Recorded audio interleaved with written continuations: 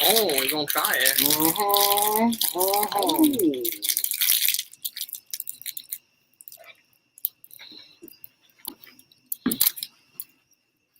Be curious to see how many people we get when we don't like schedule it ahead of time. Yeah. I don't know. We'll see. What do you need? Oh.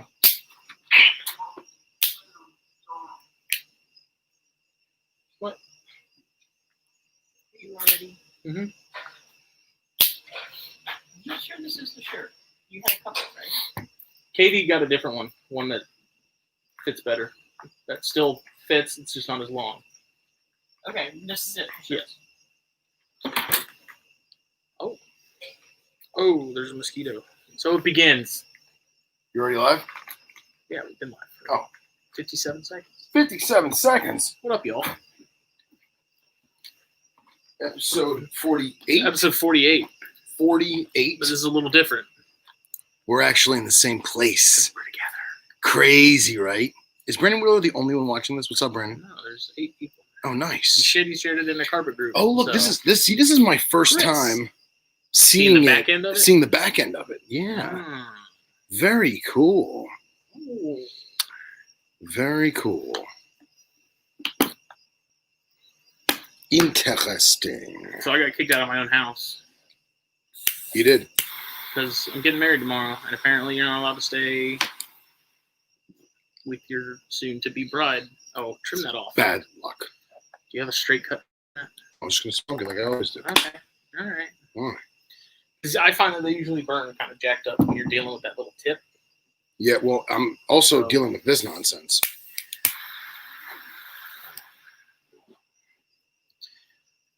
I don't know. You turn this thing up way too much, I think. I think. Turn it down. Ready Teddy, right? There's a minus. Oh, there is. Look at that. I don't know. I trim that little nipple off. just Scientific because as fuck, It always kids. burns. There's cutters in that little A real cutter? table over by the hot tub. That actually explains a lot. Yes, Casey. It's my last night as a single bachelor. Woo! And instead of spending it with strippers and illicit drugs, I'm spending it with Phil.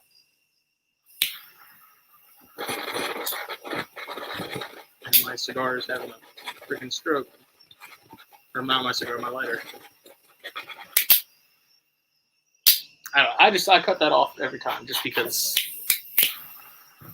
I find they burn messed up when you leave it on there.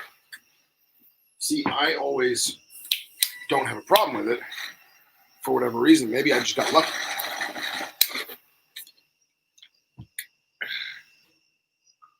I am smoking a Tricky Traka 7x64. It's pretty big. I'm not usually a big gauge cigar guy, but I do like these. Nice. This is so weird. We're in the same place at the same time. I know. Freaking me out a little bit. I don't know how the audio is going to be. Yeah, But because we don't have. I'm sure it'll be fine. It'll be fine. That mic is usually pretty sensitive. Yeah, people get to see us. Yeah. What is Casey saying? Filling strippers? What? Oh my, Casey Cannon, you dirty degenerate. I love you. They were like, shouldn't I be getting ready to get married? And I said, well, it's like normally, like a normal bachelor would spend their last night with strippers and illicit drugs. I was like, and I'm spending it with Phil. I am the illicit Did you drugs. cut it with a V cutter on the I end? did. And then I almost went like this. Jesus. This is the Gurkha Cellar Reserve 15, 18? 18 year. 18 year. It's a Maduro. 15 year. Is it a 15? It's a 15. This is 1.5. 15 Maduro. Where's your camera? There's the camera. There The it ones is. that I keep telling everybody about. Yeah. Here goes nothing. Oh my God. It's like fireworks. Jesus. Ah. Give me your lighter. This is a train wreck happening. Yeah. Oh my God. What is this? A Ferrari?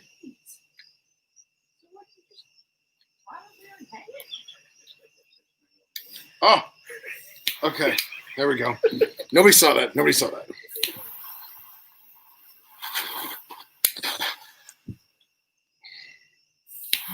That was turned over by too. Or spitting.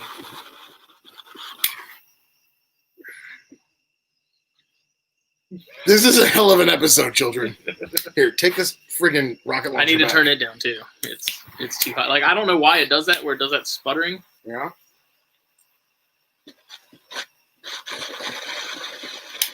I don't know. But regardless, it's lit. That's all that matters.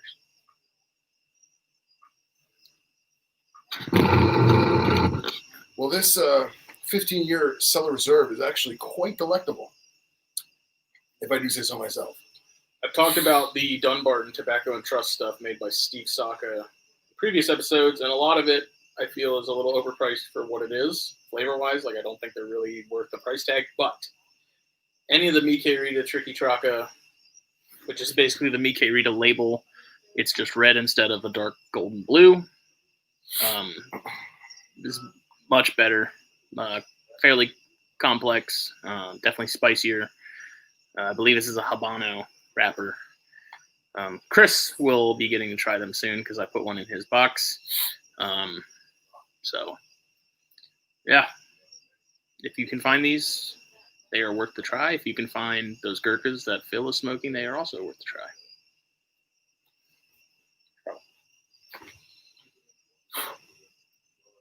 So, how many people are watching right now? 9. 9. It's Exquisite. not Monday, but we're hanging out. Yeah, this is the wedding episode. He's down here for the wedding, and since we got kicked out of my house, I was like, let's just do.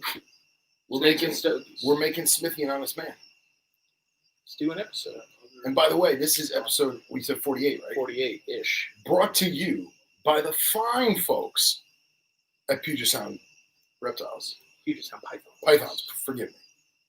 Who just got some awesome white-lip pythons. Oh, really? They're getting all kinds of cool stuff. They're focusing on the stuff that not enough people are focusing on and putting the work into. Yes, yes. When, what, Northern or Southern? Golds. I don't know which one's which. I don't know, but man, like Chris said, he got more Avo today. So Avo stuff. I haven't had an Avo I didn't like. Like they make good cigars. They make very solid cigars. They're not anything like mind blowing. They're just always they're just good. This is so cool that we're sitting next to each other doing this, but it's also kind of weird because normally I would look at you on screen because you're talking and I'm, now you just turned and looked at me and it was pretty nice. It was pretty nice. Hey, Jeremiah's here. Jeremiah's local. Jeremiah lives right up the road. Nice. He's got a bunch of cool stuff. He's a carpet guy. He's got a little bit of everything though. He's got the turtles. He's an alternative guy as well. Cool. He's got some fair eye. Nice. But it's nice and cool. It is. Was it about 73, 72? Something like that. Tomorrow it's supposed to be even cooler. It's going to be like lower, like 50 something. Excellent. It's going to be amazing. Excellent. So I'm going to need you to take some provocative pictures of me in my suit for Nipper. Definitely. He has requested said such. And we finally got the Puget thing right. Apparently, because Anthony Ackerman said nailed the Puget reptiles this time. I'm sorry, I didn't. Puget Pythons.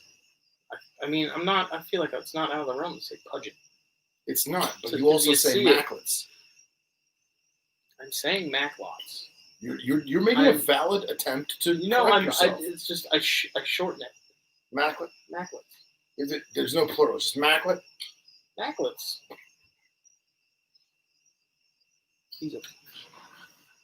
I get it. What? Matt said, he's a bullfrog. This is Jeremiah. Oh. It took me a minute.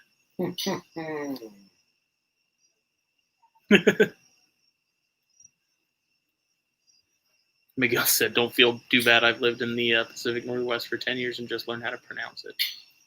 Nice.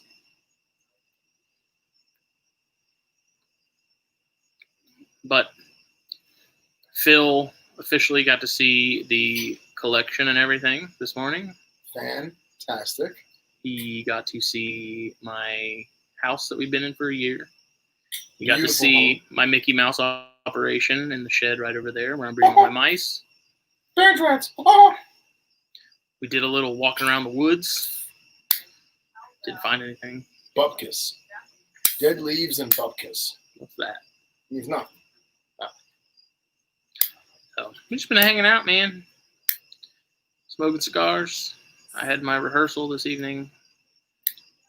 It's actually been a really exciting excursion for me because I got to see the wonderful, majestic Billy Hunt and play with some of his animals as well. And then this evening, I also got to see the infamous, debonair Jacob Bratz of JLB Morelia and his amazing collection of Papuan deliciousness. Quite a treat, if I do say so myself. Did you see a scrub? I did see a scrub. Well, I haven't seen it in a minute. It's probably big. It is nowhere near as big as I imagined it. I thought it was like It's 8 or 9 foot. No. And it's not. It's probably about 3.5-ish. Okay. And I only saw its head and neck as it poked through the foliage like a velociraptor. That thing has no fear. And I walked over and it just came right to me. And the beautiful black markings in the face and the big, big, beautiful eyes. And it just gave me that look like, come on, man, let's roll. Yeah. Yeah. It's weird seeing a snake that's going to like square up. Yeah. Like I'm sure you've seen it with mambas and cobras and stuff like that. But Yeah. Like, the scrubs, like even those Jansen and I, when they finally had it, they're instead of like running, they're like, all right. Mm-hmm. You see them cock back, and they do this weird thing where they don't like cock back and wait.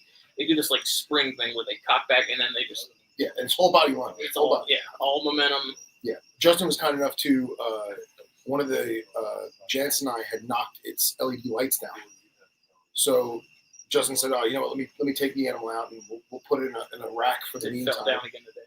Did it really?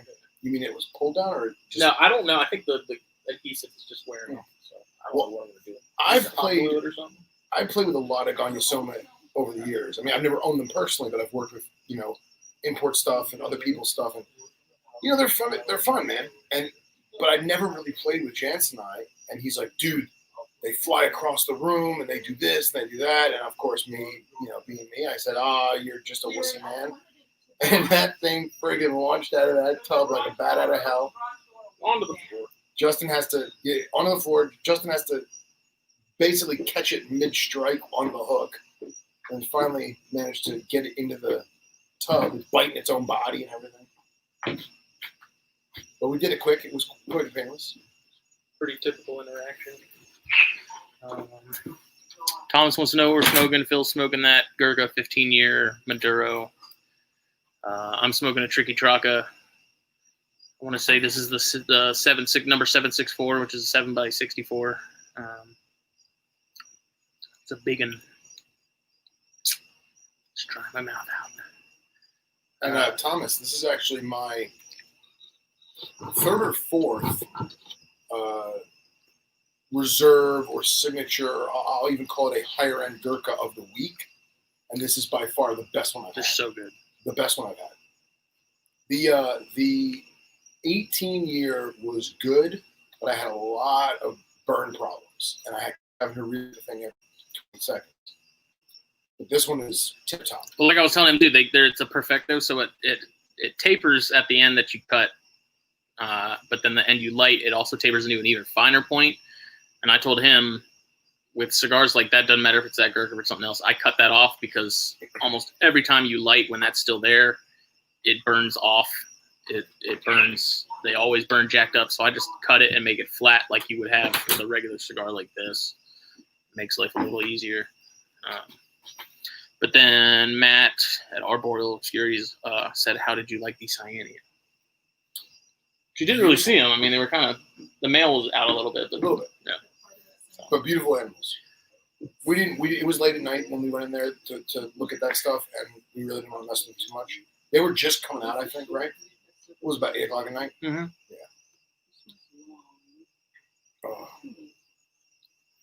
What was the size of the Baca I had today? It's the Gingy. I don't know what size it is exactly, but Okay.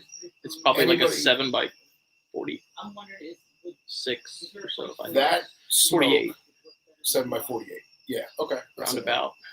that smoke, a phenomenal Connecticut. So I threw the band away already. Did you? Oh. It's The just Cameroon. It's a Cameroon? Yeah. Okay, so a beautiful Cameroon. That thing smokes like a dream. The ash stuck perfect. I mean, I had half the stick gone before I ashed just so I didn't, accidentally do it on the deck. But I could have let that thing keep going. A phenomenal afternoon smoke. And that's one of the ones from Romacraft that you really have to like retrohale. So you instead of just puffing on it and blowing it out, you have to like kind of push the smoke back, blow it out your nostrils, and Effervescent. you get much more flavor out of it though. Like you're only using a smaller percentage of your taste buds when you just puff on it. But then when you retrohale, you really get a lot more of the nuanced notes. And that's one of those cigars that to really like fully appreciate it, you have to retrohale. And that's what Steve Saka says about all his Dunbarton Tobacco and Trust stuff. Like, I think he's been quoted in interviews saying like, if you're not retrohaling it, you're wasting your time. I believe it. So, I don't know. I believe it. Those Ladies Island corns are awesome. The Cyanea eggs are doing awesome. I want to see the incubation box set up before I leave, if that's possible. I tried to show it to you the other night. You were looking at the scrub or something. It was in the closet because that's what that green tree's on. But yeah. No, we didn't open the incubator though. I did because I air the eggs out. Like every day I open it for a couple seconds. I got to be honest, I think I was playing with the cat. Probably. He's just so damn cute. He is. He's a menace, Hector. but he's fucking adorable. Yeah. Yep. Phil got to meet Hector, my kitten. He's an ass. I'm not talking about Hector. The eggs are doing good. Hopefully sometime next month they're supposed to hatch. It'll probably end up being mid to late November. But I mean, they're still going strong. I don't have any signs of any of them going bad. I haven't candled any of them. I've kind of come to the conclusion, and a lot of Condor guys kind of have this mentality now, like candling. Like, do it when you first get the eggs, but don't do it. Don't regularly like pick them up and check them because, especially late term, they think. So I'm sure you've seen it with some snakes, but you get like these full term babies that either get out of the egg or they don't, but that umbilical cord is like knotted around them, like shoeless. Yeah. And there's a theory in the green tree python world that picking up eggs late term and candling them causes that snake to move around in there and somehow get tangled up in it. And then when they come out, it like cinches and there's problems. So. Which is interesting to me because if the mom is doing MI, she's continuously moving. You know what I mean? Well, they're all in like one solidified clump, though. Right, but she's still moving around it. So in theory, if you were to pick up the egg and not disturb it, in terms of its equilibrium, it would be irrelevant. It would be right, different but than you mom still moving think around if you're late term, that light going through that egg is going to make that snake sort of. I didn't even think of that. You've seen them move when you candle. Yeah. Mm-hmm. I don't know, and I also don't have a bright enough flashlight to really do it well. Like I need something like what you have. Yeah. So I don't know. They look like they're doing fine. Like I said, I'm not messing with them. I'm not touching them. I'm not candling them. Just I open the lid like once a day, every other day, whatever. To burp it. And something else I've actually been wanting to do is put a plant clipping in the egg box because I think that'll help with some of that gas exchange. Sure. But that's going to be tough because you have to have ideally you'd want like a light in your incubator and you'd want a lid that light can penetrate.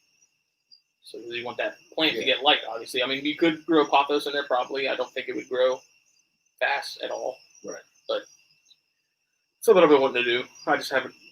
That egg box that I have now is just big enough to add any substantial clipping. Like I could do like a single leaf, but if those do anything like they have in those water bowls, it's not going to grow. It's just going to be that one. Well, it's interesting you mention that because Billy Hunt has his Pac-Man frog. and he has it in a large deli, and the large deli is about 2/3 filled with, I'm assuming it's Eco Earth or something. To the extent. I've seen the picture. And then he has the thin flower pot water catch. What do you call that? That's just a tray. The tray.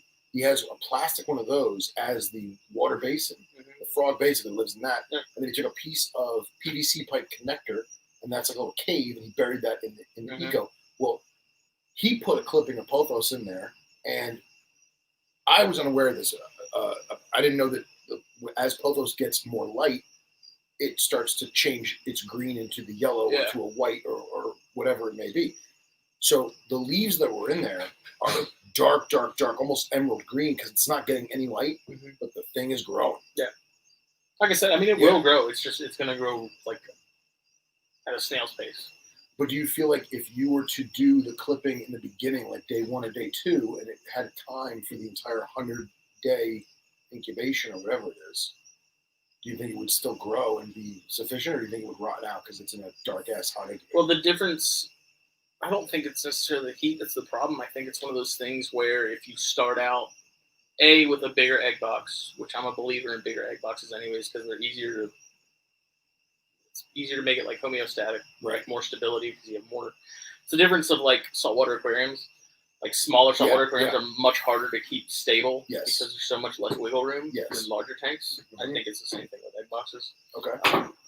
So that egg box that they're in now is a small one because I pretty much went by the guidelines of Chris, who's over in Europe. He's a big boiga breeder, and I picked his brain. And he sent me the measurements of the boxes he used, and I found one that's roughly the same size as far as volume. But the lid's opaque. I filled up. I mean, it's maybe a third of the way full with the APS, that aquatic plant soils, and then there's light diffuser on top of that, and the eggs are sitting on that light diffuser, so they're not touching that APS, which is wet. But if I had a bigger egg box with an opaque lid, I would add more than, instead of just one pothos clipping, like one leaf, I would do like a strand of philodendron or something. Right. That's already starting to root. And I would probably put it, at least get some of the roots into the APS. Because there's also a clump of damp sphagnum in there. Now that's not on the light diffuser. That's to the side of it. It's on the light diffuser. It's just it's away from one end. Yeah. Right. And I think that's helped a lot as far as almost like a Baveda pack would with cigars. Yeah. Like any extra moisture is probably soaking up. It's maintaining. Yeah. Now, not to keep you going in a bunch of different directions, but going back to you burping it every so often, are you getting any condensation on the lid? Is that because you're burping it?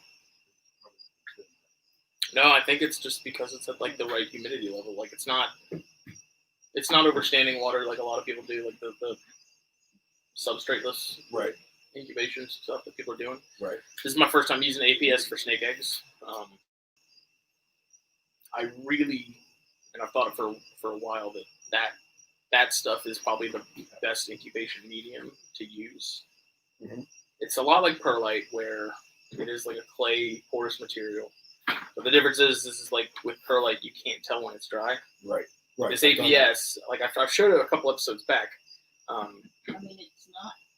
You can tell when APS is dry and when it's wet. They're two completely different colors. Very much like vermiculite. Yeah.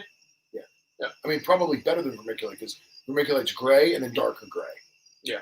This starts out as a very light terracotta, and then when you get it wet, it's a much deeper brick brown. Oh wow. Okay. So it holds humidity really well. It's porous, so water can move through it. So I think you get better air exchange, you get better air circulation with that. Unlike vermiculite, which at the bottom of that you're probably not getting a whole lot. Yes. That's kind of the issue you have with vivariums, right? Is when you have a false bottom and it ends up staying flooded, and you have substrate in there, water starts accumulating and gets to that substrate, and there's plants rooting in there, it kills it because basically that water becomes anaerobic is the word for it, or anabolic, and the plants just die because it's drinking funky water. There's bacteria loaded in there. Runoff. And they just rot. So with this, I think when you have that air circulation, and that's part of why I want to try plants in an incubator box, is A, when you do get late term and more of that heat builds up and there's more gas exchange going on, like that plant can take some of that burden off, but also supply fresh oxygen. So it's something I want to play with and experiment with more. I think it's pretty. I think it worked. I mean, it looked great in the pictures you showed me, and now I feel dumb that I was there and forgot to look at it. It's oh yeah, here we go. What do you got? Let's see. Computer's kind of far away from us, so I can see people saying stuff, but I can't really make it out because I'm also blind.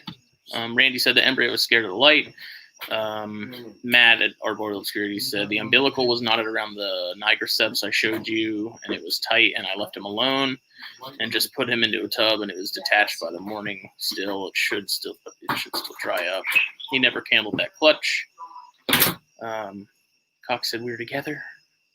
Anaerobic bacteria is what Matt said. So yeah, I mean it's just I prefer like funky, Matt. You want air circulation and that kind of stuff. Gotta have shit breathe. But I mean, we may never know exactly what causes that umbilical knotting. But I'm interested to play with the egg box thing more. I want to try that APS with chondro eggs. Like I haven't had to add water at all yet. Yeah. Like none. Like I can look at it and I can still see condensation where the APS is, but there's not condensation on the side. There's not condensation on the lid. That could be because I am burping it regularly, but that's like ideally the first 2 weeks of incubation, you want it to be sealed. You don't want any air exchange. Right. It's not until they start developing heat and there's gas exchange going on because those embryos and those neonates are still like they're growing. You know, there's processes that are happening late term that aren't happening short term or early term, and so.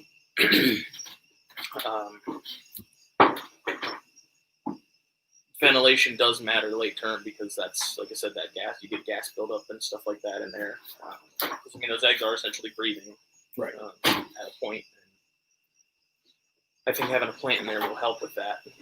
But I still think to have some sort of ventilation in there that you can just pinholes. Doesn't have to be anything major. Right.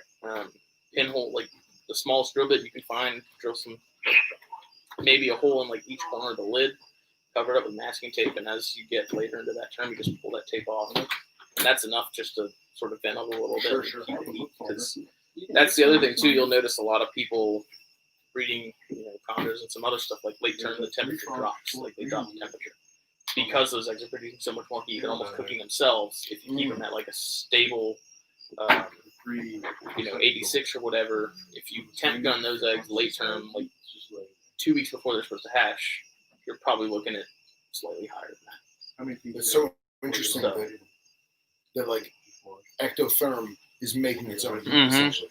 Very, very interesting.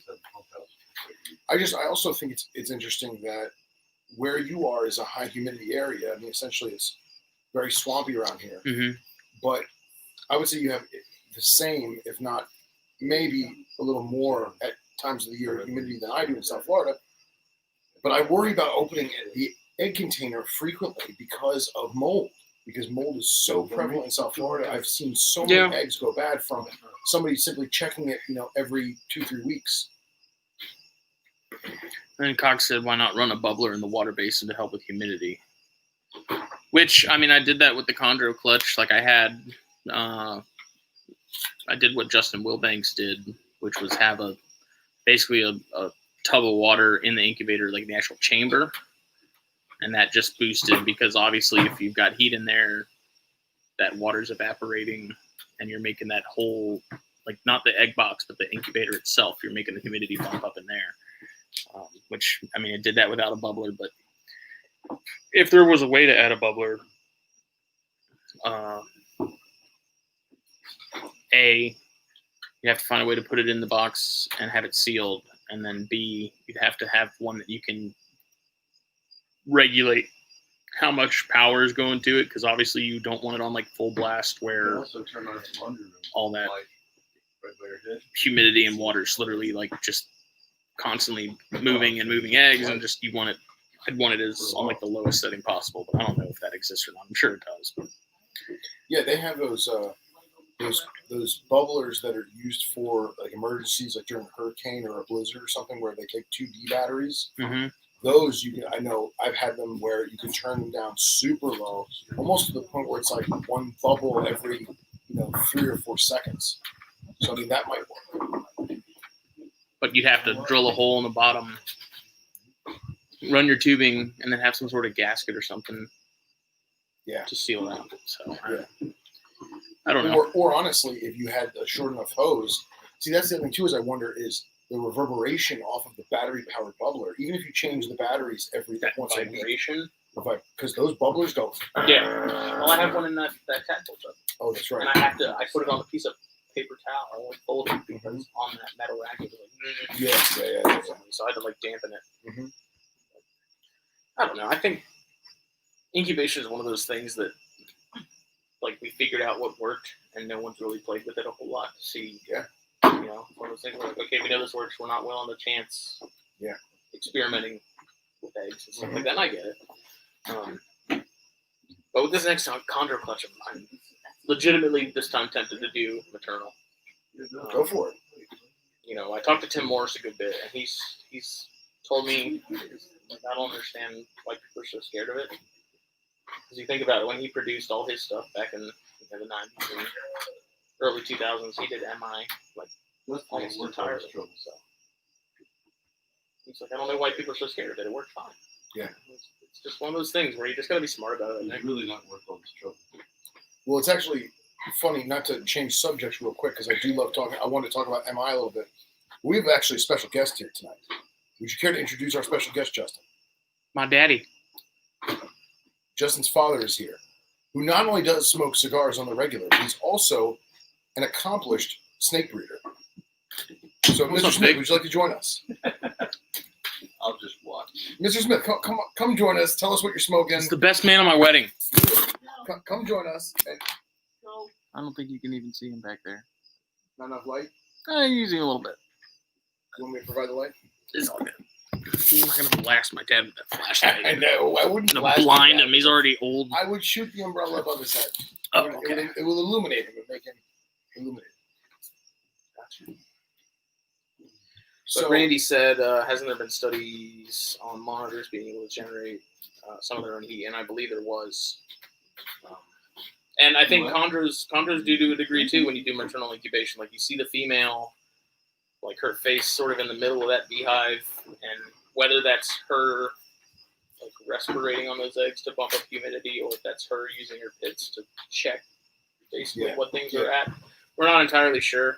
I know, like Tim Morris mentioned in the Mr. Blue article in the last issue of the magazine, that they wondered if you had some way to cover those females' pits while they were maternally incubating, what differences would you see? Like, would they not be able to regulate? Would they not be able to tell what their eggs are at? Right.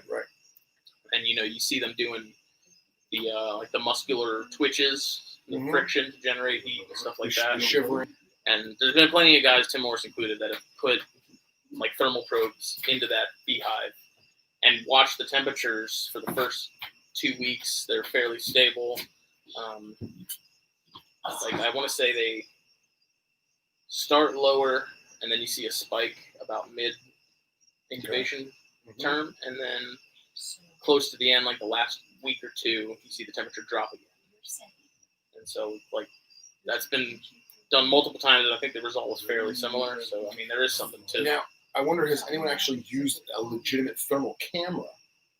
And basically, obviously you can only have your DVR or your card last so long in terms of recording, but I imagine, if a breeder puts a thermal camera on the beehive, and whether they check the footage every day and then reset it, or, put it in fast forward and watch the spikes, and you could even use that thermal camera. Some of these thermal cameras, like FLIRs and stuff, or they have a Bluetooth capability. Thanks, Mike. And they can catalog all of those analytics. Like a data logger. Yeah, data logger. All that analytics can be put into the computer, and you can actually see like time of day in relation to the lights, or we had a cold front come in or a low pressure system come in. Did mom increase temp or decrease temp depending on the low pressure system or however it was. I think it's a lot easier in a captive environment because obviously there's a lot more stability as far as environment. Right. If you drop your thermostat and your heat panel down, to the low 80s. Some people even do it kind of in the mid 80s just to make it easier for mom. She doesn't have to work as hard. Personally, I think I'd rather have a little cooler just in case. Yeah. But yeah, there's actually the temp guns, like those yellow and black ones. Sure. They make a model that has like a thermal camera on it almost, where you can point at things. And I've been thinking about getting one, but they're like $150, $200. But you can find them on Amazon. They're freaking. Let me see if I can pull it up actually. Yeah, man. I mean, I thought about getting, that'd be cool to play with, just to see. All right, FLIR has I don't know if you're familiar with the mobile credit card readers for small businesses that plug into the bottom of an iPhone. They actually plug into the micro USB or the iPhone, power jack, lightning cord jack, whatever you call it. And it's a credit card scanner. It's a little credit card swiper. And they even have a chip one now. Well, FLIR designed for lack of a better word, a phone case that snaps onto the bottom of your phone, and it is a thermal camera, and your phone screen is the viewer, is the viewing screen. And that, I'm pretty sure that's only like $200 or $300. So you could buy that, and that's a legitimate FLIR thermal camera where it can tell you everything from the gradients of electrical cords within drywall, or it could tell you, how hot your stove is and make sure that your coils in your stove, your electricity in the stove is running well. So if it's capable of doing that, and it's on your phone, rock and roll. I'm sure that they make other units that are smaller and affordable that you can plug into some kind of, small, hard drive DVR or whatever, or even just a normal laptop. Yeah. Or, I mean, you wouldn't even have to necessarily do that. You could just take a temperature 3 times in a 6-inch circumference and log that, like add up the average or the mean of that, and then just log it in a but I'm saying spreadsheet. I want to watch this thing do what it's doing at 3 a.m. You know what I mean? When we're away or we're asleep or whatever, I want to observe that in regard to get the data from that and see how much mom really is, keeping the eggs good, or if it's just appearing that way.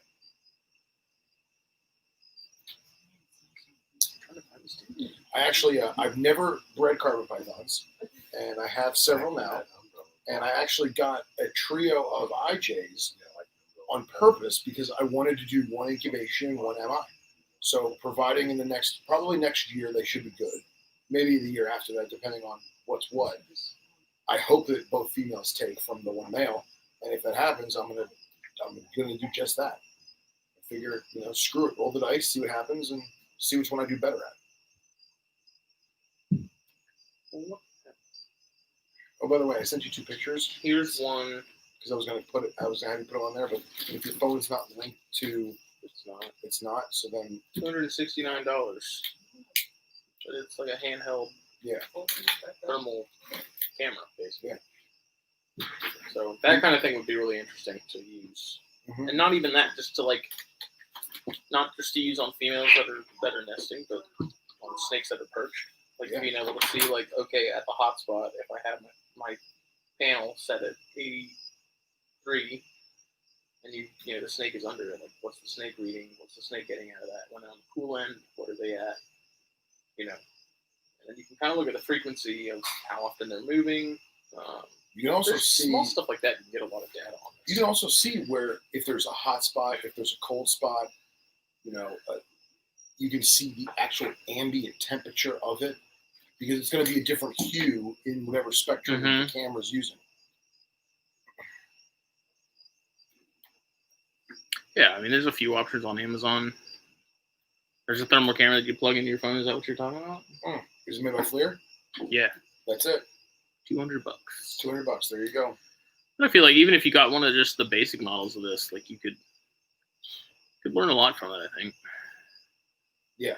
I feel like that's $200 or $250 well spent. Here's one that's $219. There you go.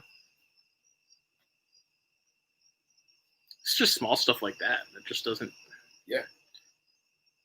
I mean that, and I mean it'd just be fun, just out of curiosity.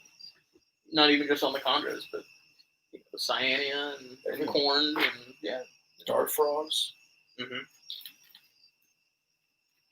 And of course the or eggs. I was just gonna say the incubator. Like look at them early and then look at them late. Yeah. And see, log obviously your temperatures, but see the difference of like this is how much heat they're putting out. Right. Like maybe once a week, just done. Yeah. Record That'd that. be a good way of telling what eggs are slugs too. Yeah. Yeah. That's a great idea. Dad brought up a good point. So that'd be a good way to tell what's alive and what's not in a clutch. Yeah. Because obviously, if the egg's dead, it's not producing heat. Right. So that might be worth investigating. I totally agree. Well, is anybody saying anything? We're so far away. Thomas said the more data we know, the better. Of course. Randy is currently building a new incubator, and Cox sent us a link to those bubblers he was talking about. Oh, nice.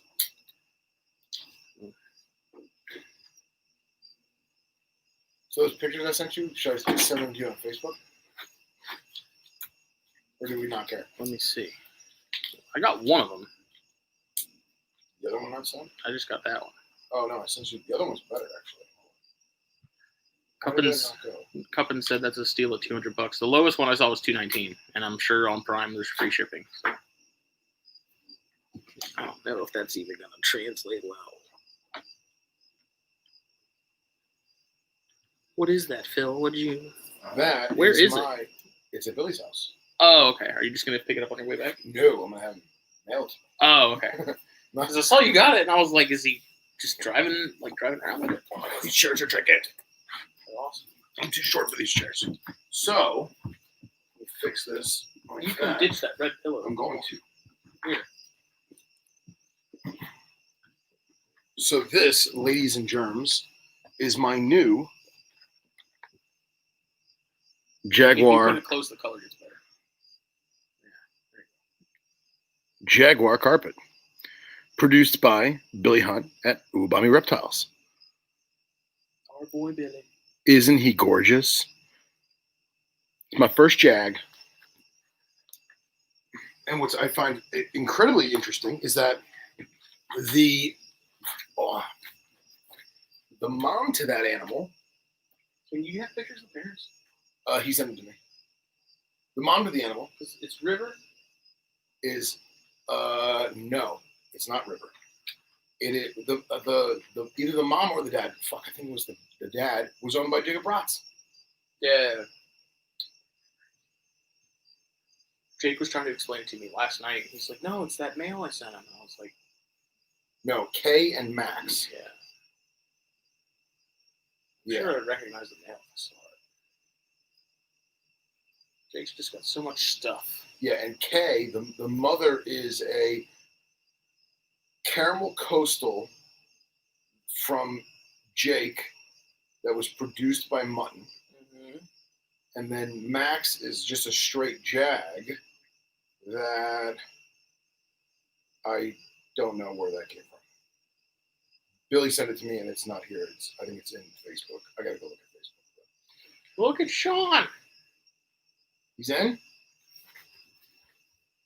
Sean.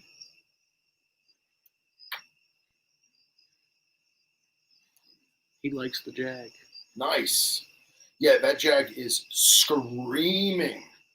Literally good looking. Feisty as hell. And I'll be honest, it's probably going to just be a pet snake. Billy thinks I should try and put it to one of those Irian Jayas. But realistically, I think it's just going to be a pet snake because I think it's going to be super duper light. Billy says it's going to be super duper light. The parents are neon yellow. So I'm eager to see what it turns into, man. I really am. And Billy's also doing he's getting into that Frankenstein realm where he's like, yeah, dude, bring it to the most odd thing you can. He's not Frankenstein quite yet, but he's on the track. He's dabbling in, connecting cadavers, so to speak. But he does have so that one coastal he has, River, He's going to pair that up with a newer coastal that he got, or he's had for a few years now, called Trinidad. And that animal is one of the best looking, if not the best looking coastal I've ever seen. It is slate gray with black hues and beautiful line work. It's got like 2 solid lateral lines because, Billy loves them lines. And I'm very eager to see what that turns into because I had no aspirations of coastals at all, but those animals look tip top. So here's some of these Natrix. I wonder if that's the ones that JT got. Wow, those adults look real good.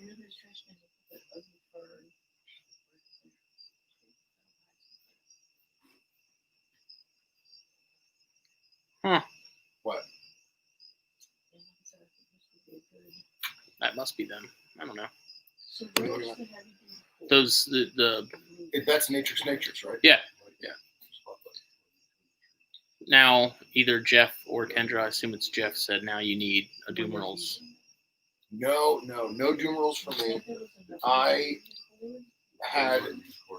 worked for a breeder about 12 years ago who bred Doomerals, and I enjoyed them a lot. And then I was actually offered a pair of Malagasy ground boas, but I didn't have the. I haven't seen those for sale in a long time. I think they were $12,000 for the pair, and they were zoo stock that were legitimately imported. They were wild-caught juveniles that were legitimately imported with zoo docs, and it wound up going to another friend of mine. He sprung for them, and he produced 1 litter, sold every baby, I think, for like $3 or $4K a piece, and that was it. They're gone. That I regret. That I should have done, because those things were awesome. Miguel said Billy's collection is insane. I want to get on his caliber level. Billy has good taste. Billy likes has immaculate taste. Billy likes a lot of really cool stuff. And Sean said that you should make albino granite Bredli Carpondros. I won't lie. When Billy wrote my name on the tub, because obviously I wasn't going to take the snake all the way here and yeah. But when he wrote my name on the tub, I literally said to him, swear to God, I said, now I have a reason to buy a chondro. So that did cross my mind. It did. It's fun to think about. Sure. Like crossing a Bredls to a chondro or inland or any of those other subspecies of carpet that no one is doing much with, like a Darwin cross with that, Yeah. Be interesting to see. If it was a female, I would totally throw a Darwin to it. Because my Darwins are possets, so I'm interested to see what the hell's swimming up inside them. But literally. Here's my thing. I would totally do a Jag Pondro, and then from there do that to a Bredls. But I only want like 1 egg. Then get a bow. I want 1 egg. Get a Bowen's and throw in there. Oh yeah, okay. But I want like 1 egg. I don't need the whole clutch, because then I'm gonna have a whole clutch and be like, oh my God, what am I gonna do with them? Nobody wants these Frankenstein mutts. You know what I mean? I just want 1. Good luck. Right? Jeff said Billy's collection is goals for sure. Yeah, legitimately. And it's interesting because I was only at Billy's about a month and a half, 2 months ago with Casey, and we saw probably, I would say maybe 65, 70% of the collection. And then this trip, I got to see the rest of it. And he actually acquired a bunch more animals since then. Some really, really great beauties and some Lafayette Carinata, locality-specific Carinata, which is fantastic. Those things are so awesome. They're just starting to change, and they're just starting to get their pattern from their baby colors. And it's just awesome, the diversity that Billy has. Well, it gets said a lot, but he's a prime example of like keep and breed what you like. Yeah. He's not what people think is cool per se. It just happens to be that his animals are friggin' cool. Yeah.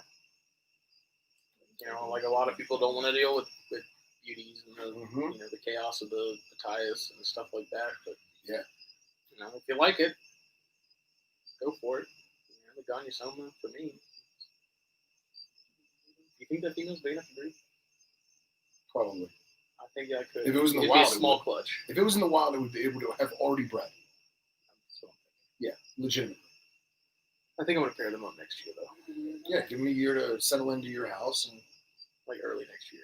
Like maybe once I warm all the other stuff up. When I start pairing the corns and the beards. Yeah. I'll pair them. I would do that. That'll get some size on them.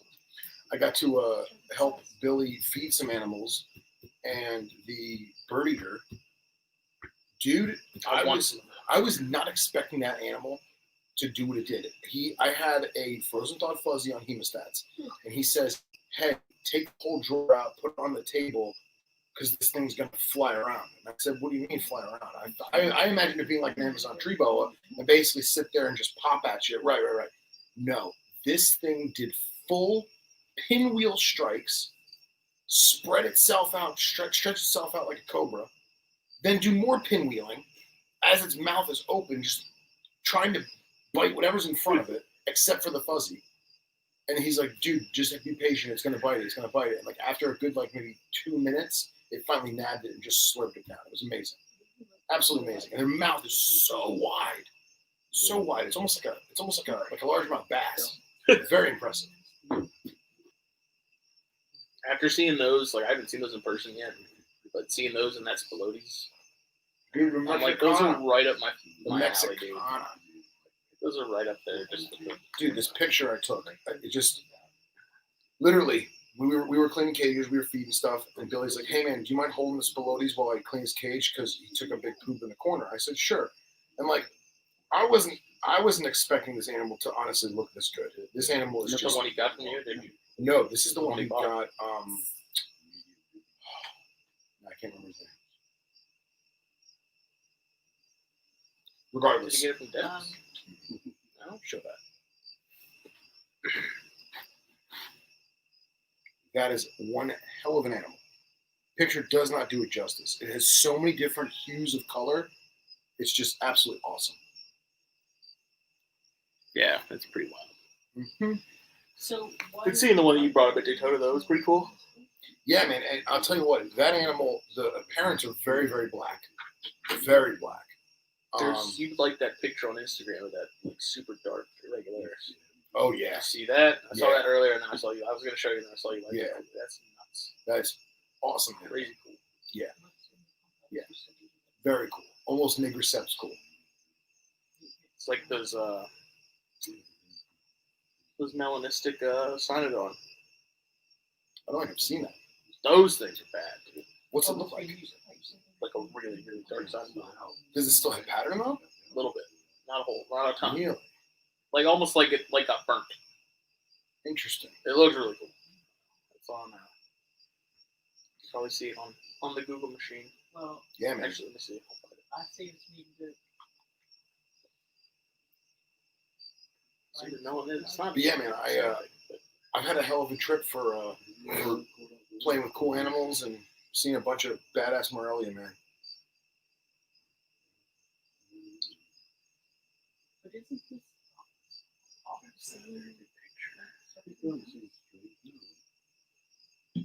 kitty? Are we both looking for the same thing right now? I don't know.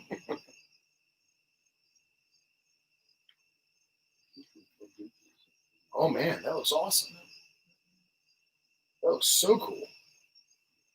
It's almost like a habu-y kind of color. Mm-hmm. Yeah, that's awesome. That's super awesome. Like I said, it's like, But now, is that it's even like you considered? burn it. But is that considered melanistic though? I think it is legitimately. Really? Yeah. See, when I think melanistic, I think jet black. You know what I mean? Well, you think about how light they are naturally. I feel like That's true. that's a pretty normal level for Mm. them. And speaking of Cynodon, I before I left for my excursion to for this trip, I was spot cleaning cages, and I wanted to top up some water dishes and feed some animals that I knew would eat and be good for the time I was gone. I said, let me throw that Cynodon to chicken chicks. That should hold them over for the time I'm gone. Now that animal has never eaten in front of me. I put the chicks in there. He was in the water bowl just chilling. And of course I checked him for mites. I know what you're thinking. And I turned around, and I think I was digging around in a rack, or I was doing something, and my back was to him. And I couldn't have been more than 5 or 6 minutes. And I turned back around to get like a roll of paper towels or a spray bottle or something, and I see him slithering into his cave with one of the chicks in his belly. And I was like, that sneaky son of a bitch. All I want to do is get a picture of him actually eating. And it just ghosted me. They eat fast. Dude, just ghosted me. What Cyanea, like, I put those fuzzies in there, live fuzzies. Mm-hmm. It's like the same thing. I turn my back and they're gone. Like, snakes nowhere to be found. Mice just vanish. Like, wow. They eat stupid quick. If you ever fed them frozen thawed, you'll see, like, gone. I mean, they inhale them. It's crazy. Yeah, I wanted to stick around and, make sure he ate that other chick, but I imagine that he would just honestly just probably come back out and eat it when I left. Yeah, and that's, I've pretty much just come to the resolution with my boyga that just drop feed and they'll eat it. My male, I expect to still see the mouse in there the next morning, but the female, like, I know if it's alive, if it's frozen thawed, she's going to eat it. This has been the same with the Jansen. I just drop it in there and ignore it, and they're gone. Like, even the male, like, the male is even more shy than the female is. And I just dropped it. I left it on the hide somewhere where I could see it. Like, I know I didn't forget about it in the foliage or whatever. It's gone the next day. So, and it's kind of eerie almost how similar those Gonyosoma have been to the Cyanea as far as like behavior and like habits. Mm-hmm. Maybe it's just an Asian thing. Maybe. I pretty much treated the Jansenite the exact same as how I've kept the Cyanea, and they've been flawless. Nice. Which when I fixed that light earlier in there, I had my hand in there, and it was so warm in that tub that for a second I thought the heat panel was on. Because I put my hand on that. I was like, I didn't plug this in. It wasn't. It was just, like, I've been keeping those no heat. And for whatever reason, maybe it's those lights that throw off enough to just boost the ambience. But yeah, because you figure the LEDs themselves, they don't put off heat. The actual light emitting diode does not put off heat. But you still have power circuits in that like strip. Current. Yeah, like the current or ballasts or whatever the hell is up in there. I don't know. I'm not an electric dude, but it's got to put off some kind of heat. It has to. And that, for that 8 hours a day or whatever, that might be enough just to keep it ambient at 80 or whatever. And I have one surviving Gobi unit, the other one crapped out on me because I kept it in the egg box. I put it in there overnight. Like, I hung it from one of the perches because I didn't want it on the surface of it, like getting the air temperatures. And I checked it because I was worried that maybe they weren't getting enough heat, because they are a species that people would say you have to keep warmer and you have to keep more humid. But I put that little Gobi in and checked it, and I mean, we're looking at like low 80s, which is pretty much exactly where I want them. Yeah. And I did the same with that. I have a chondro that hasn't had heat in a long time. He's been ambient. Like, we're talking like upper 70s, low 80s still. Yeah. No issues with that snake. Awesome. Eats fine. Like, and that's where those little Gobi units come in handy, little data loggers.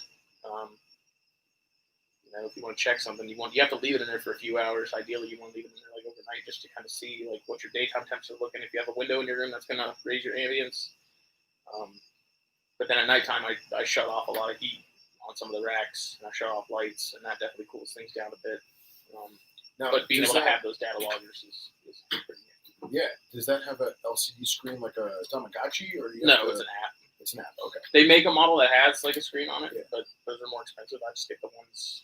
So it's basically like the Bova the Butler. Exact same thing. Exact same thing. Okay. An electronic device. They're like the same price. Because I thought about buying some of those butlers. Yeah. Because I was like, these surely have to be cheaper than other stuff. And I mean, they're not. The Gobis are the same price. Okay. Interesting. Very cool. Very cool. So I have, when I return to South Florida, I have a 3-foot display vision. So it's 36 by like 28 tall by like 24 deep. I have three of them stacked on top of each other. And the top one has the Cynodon, and then the middle one was the scrub, and now it's empty. And then below it, there's nothing. I've never put anything in there. I literally am using it as a stand, which is a horrible idea. I know it's a waste of valuable real estate. Expensive stand. It's an expensive stand, yeah, but it was worth it. So that one that had the scrub in it, it has some deformity, or not deformity. I want to say thinness of the plastic that has been grossly, melted from a heat lamp or from a heat tape or something. It's still safe enough to put venomous in, but it's unsightly.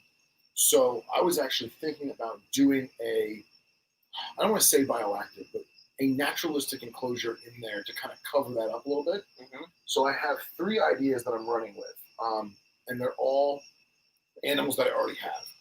I was either going to do some kind of fake, like, cypress trunks with, like, cypress knots and leaf litter and do a copperhead. Or I was going to do fake, I don't want to say termite mound, but like rocky, deserty, termite mound-ish looking thing for the male Brettles. That would be cool. Or I was going to do a, like, granite and slate rock escarpment type of thing for the Franklin Mountain leopards, like the leopard's claw too.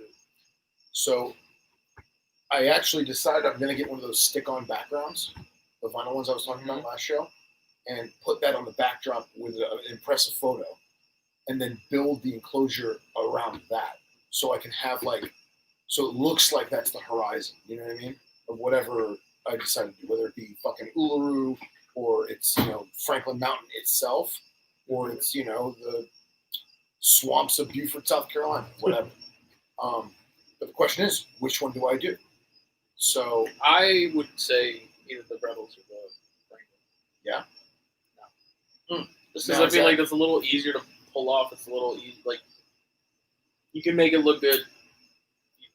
You're not gonna have to hunt down like cypress knees and stuff like that. Yeah, I was gonna make them though. I was gonna get foam and like just carve them. Like, yeah, I was just gonna like shave them down, make cypress knees, cover them in grout or whatever, so they have the right texture. Just use, like, for the dark frog backgrounds, do that great stuff foam, and then you can get like that GE brand silicone from Lowe's. It's like 100% natural, right?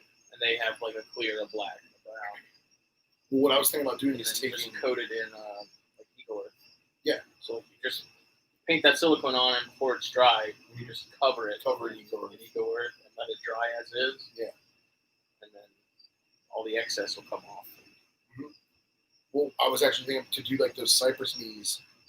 I was actually thinking about doing some kind of board, like a piece of PVC plastic board, and then glue the knees to that. That way they're not going to fall over. They're not going to You wouldn't even have to glue it, because if you use that great stuff foam, once that stuff's on a surface, it ain't coming off. Okay. Could I squirt it and make like a snow cone? Like a sandcastle? Like a sandcastle snow cone thing? Yeah. Then maybe that's what I'll do. But again, that's all dependent on what species. Or, I mean, even if you took like a 5-inch piece of PVC pipe, right, and just went around it. I actually thought about doing that for like termite mound type thing. I don't think I would do it with a snake, because a snake's going to go in there and just never come out. If I ever had to get it out, it'd be a horrible time. But something like, if I ever do get my dream of Pilbara rock monitors, I would totally make like fake termite mounds. Well, you know what you could even do? And have a PVC pipe inside it. You could get like black box enclosures. They take the extra excess PVC they have. They make hides out of. Okay. And I talked to Jen about making like an egg box where, like the base, like the top basically goes over the base, almost like a gift box. Yeah. Like where it sits inside. Yeah. If you did something like that and then built that termite mound on top of that, but then put a off. hole that goes into it through a PVC pipe to where it's removable, like they can still go in it, but you can get access to it when you need to, and then find some way, like take excavator clay or something around it. That's what I was take excavator clay on the lid, but make it so that it matches when you drop it in there. You can't see that there's like a seam basically where the off. Like that would be super easy to do. Well, and it would look good. What I was thinking about doing is, so like Exoterra or Zoomed has those hide rocks where basically the lid of the rock comes off and it's for your leopard gecko or your cave gecko or whatever. I thought about doing something like that where basically I get honestly I was thinking about getting like a fake rock water dish, right?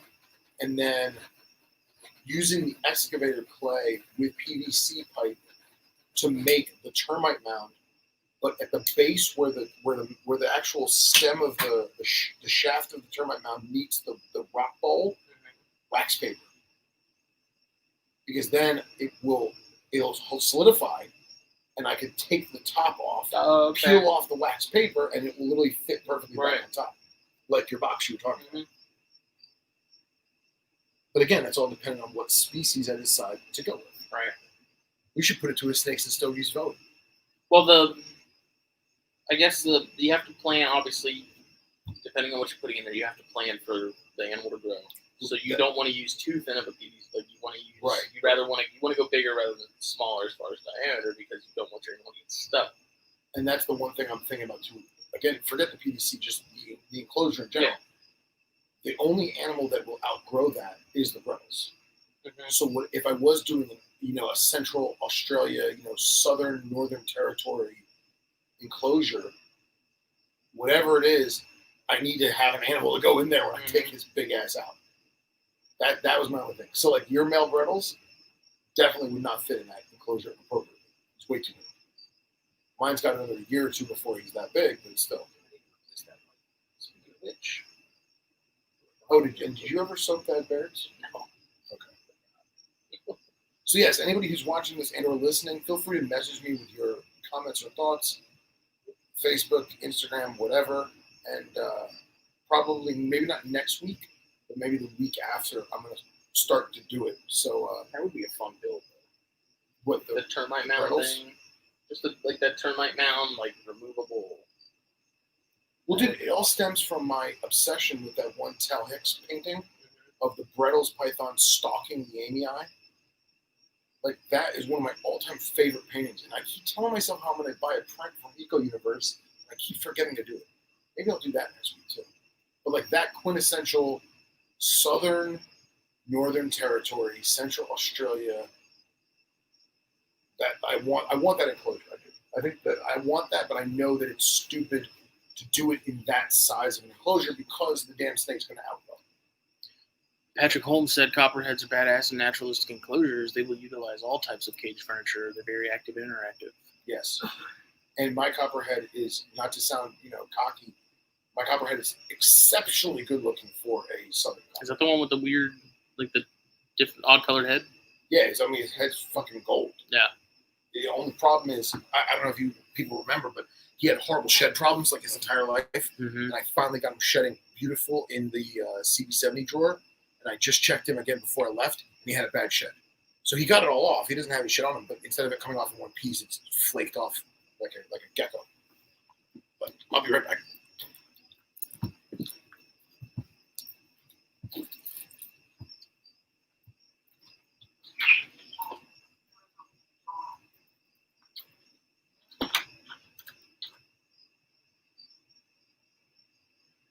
I don't know. I really haven't.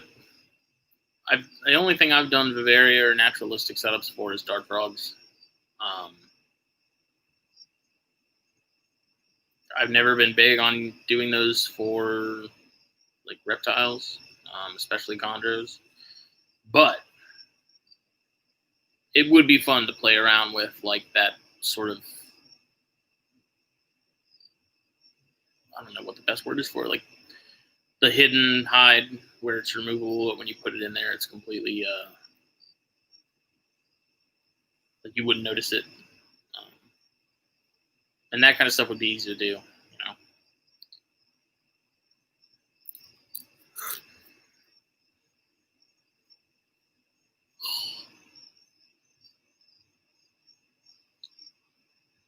Especially with like a small monitor like Aggies or something.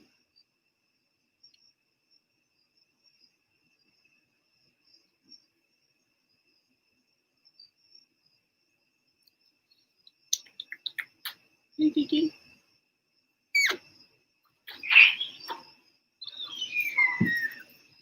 you got some water? Water.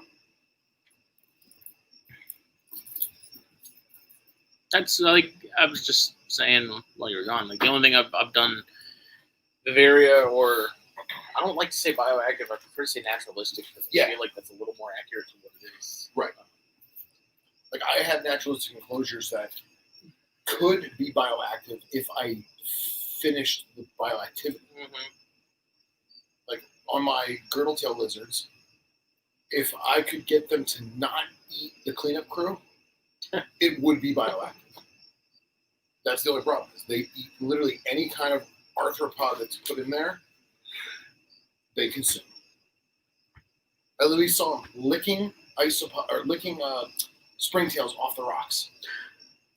So I'd do it though. Like I feel like Boiga would do really well in a naturalistic setup. Jance and I would really appreciate a naturalistic setup. The only thing that I've found or read when I was doing research on the Gonyosoma is like when you deal with bedding like cypress mulch and bioactive stuff, that humidity and that constant dampness. Mm-hmm. Apparently, Gonyosoma in general, I guess minus rhino rats, which I don't even how they can even be considered like the true Gonyosoma, which is Oxycephalum and Jance and I. They're very prone to like skin infections. Sure. So like when I was talking to Rob Stone and when I was talking to Harlan, because both of them have had tons of experience with Jance and I in particular, they were both like, I don't keep them on a particulate like that, unless it's like dried, like cypress. If it's dried out, it's not damp. Mm-hmm. And then apparently, mine haven't spent any time in the water bowls, but apparently it's not uncommon for them to soak a lot. But mine haven't been doing that. So it's probably a good indication that they don't need to. Yeah, but like it would be awesome to do a naturalistic setup with Gonyosoma, but I just don't think it would work out as well as people want it to unless you're just keeping them drier, which I do keep mine drier as far as I don't miss them. Like they're like just like chondros. If they're in a shed cycle, I'll miss them, but if they're not in a shed cycle, I don't need to miss them because I use bigger water bowls. And if you put your hand in those tubs, it's humid. Like you can feel it. Like it's definitely more humid than the rest of the room. So, but I also feel like as much as it would be awesome to do that, it's almost futile to do it. It's almost the same reason why most people, I'm not going to say nobody, but most people don't do bioactive enclosures with, like, say, Dramarcon. Because there's so much, not even destroying it, there's so much waste produced by the animal on a daily basis that the cleanup crew, they can't keep up with it. So you're still spot cleaning, you're still deep cleaning to a certain degree. You're just not going to do it as much because instead of having to pick up 100% of the poo, you're only picking up 80% of it. Which it's a waste. I might as well do the whole 100. Either that or like what you would normally, the normal amount of isopods and springtails you put in there, like double or triple down on that. Yeah, but now you run the whole thing of the animal being perturbed by insects per se. I don't know. Like, I would think something that small, like I've seen snakes in the wild that have flies land on it or mosquitoes land on it or whatever, or ants get on it and the snake's twitching and flopping and getting it off. So I don't know. But also seeing how much the Jance and I use those mounted hides. Mm-hmm. If you offered that, I feel like whether they're in like a simple setup like they're in now with puppy pads, or they're in like a nice decked out naturalistic setup, the behavior is going to be more or less the same. Like they're going to be staying up in there, hanging out, and they do have a humid hide. Like on that floor hide, there is a bowl of damp sphagnum for them to sit on or whatever. And the male does seem to use it a lot because anytime I go to like clean the cage, it's usually like matted down pretty heavily. The female, she's kind of the opposite. Like I very rarely see her in the floor hide. She's almost always in the upper hide. So I don't know. I mean, it's fun to think about. Like the Boiga, you can keep. I feel like you can keep it fairly damp. You're not going to have any problems. Right. They're also a species where they remind me very much of cottonmouths in the sense of they love the water when they love the water. If it's too wet, they're going to get away from it. They're not like some other species that are just going to sit there and be miserable and get blisters. Right. So like on all my cottonmouths, I have big bases for them to swim in because it's the only true semi-aquatic fiber.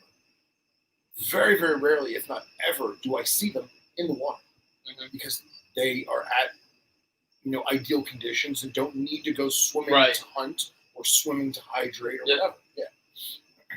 They lose that necessity of having to be nearby water because it's easy to get over. Right. Yeah. Or better yet, that's their hunting ground per se. They don't have a hunting ground. The food is presented to them. Yeah. I will say though, just got bit by a kitten. I will say that every single one of them defecates in the water, which is great because they just dump a bowl. What are you doing, kitty?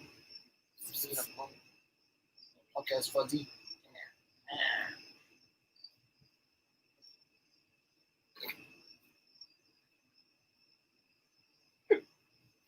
Oh, Jesus!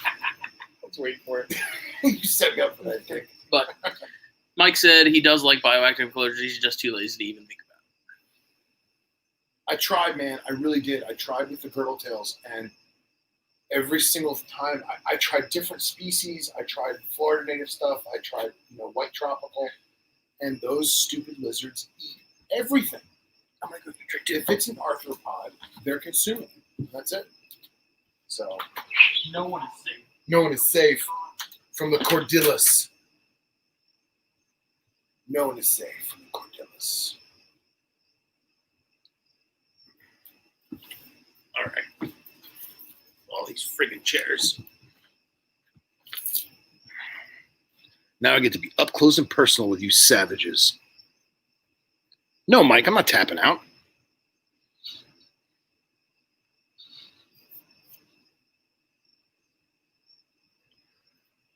This is so cool. I get to control this. I don't normally get to see all this. This is cool.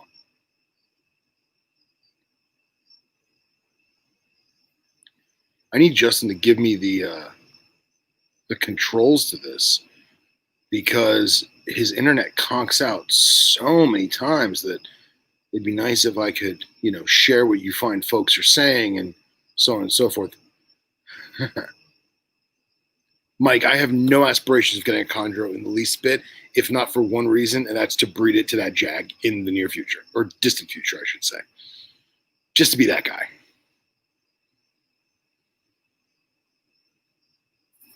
Oh man, there's a button to post everyone's comments. That could be dangerous. I guess it's not like you guys can't go on YouTube and actually see it. Mike wants to know if I'm doing any hunting this year. So I don't have any hunts set up specifically. I have two friends that I do a lot of small game hunting with. And last year they kind of went off on their own. And because of my work and their work, one of the guys got a new job that's very time consuming. And I know they went out, but I just couldn't get out. I just couldn't get out in the field. And they've basically gone very much into upland birds, or what very few upland birds we have in southern Florida. But this year I bought a brand new shotgun, not brand new to me. And I want to shoot some birds with that.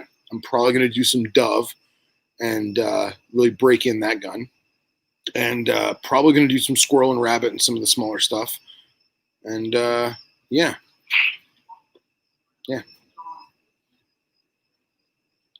He's coming back. Florida whitetail. So I have never shot a deer in Florida because Florida whitetail are smaller than a Labrador retriever. And I'm not talking about key deer. I'm talking about actual normal whitetail. The same species that the rest of the country has in actual normal deer size. South Florida, they are this big. So I don't even try. We always go for wild pig, a lot of wild pig. So I try and get at least one a year if we can. And yeah, but I have those two guys I was telling you about. One of them went off on his own without us, shot a pig, used gloves and proper cleaning equipment and everything. And most of the pigs down by us have pseudorabies, which is, from what I gather, completely harmless to humans, but very lethal to dogs. So we're always very cautious about blood and transmission and pathogens and all that shit. The guy got, what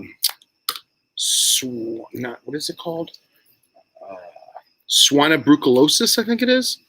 And he fought that for like 7 months because I guess he had a scratch in his hand and blood got in the glove or something. And he got that from wild pig. So I don't think he's going to be joining me on any pig hunts, but I'm going to try, man. I'm going to try this year. Have fun getting tapeworm. No, tapeworm, please. Like most tapeworm cases come from pork. Well, that's because they don't cook it right. I'll tell you what, though. The best pork I ever had was at one of our small game spots. They allow hog hunting year-round. And there's a bunch of Argentinian dudes that go there. And they shoot a pig like every Sunday, at least one or two. And we were cooking up some eggs. I think I told the story before. And the guy came over. He goes, "Hey, you want to trade some pork that I just cooked for some eggs?" Of course, man. Let's swap, you know.